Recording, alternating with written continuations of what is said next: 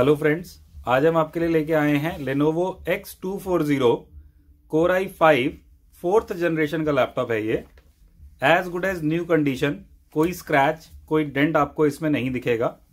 इस लैपटॉप के अंदर Core i5 प्रोसेसर और 8 GB रैम 256 GB का SSD ड्राइव आपको लगा हुआ मिलेगा। कंडीशन इस लैपटॉप का बिल्कुल परफेक्ट आएगा।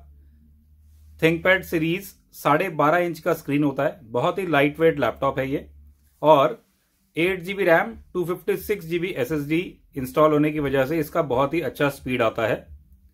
3 महीने की इस पे वारंटी मिलती है आपको। ये लैपटॉप आप हमारी वेबसाइट zoneofdeals.com से ऑर्डर करके प्लेस कर सकते हैं। ऑल ओवर इंडिया इसका शिपिंग और डिलीवरी दोनों अवेलेबल है। स्पीड का आपको आइडिया लग गया होगा। ये लैपटॉप हम आपको पूरा ऑन करके दिखा रहे हैं। विंडोज 10 इसमें आपको प्री इंस्टॉल्ड मिलेगा। Thank you.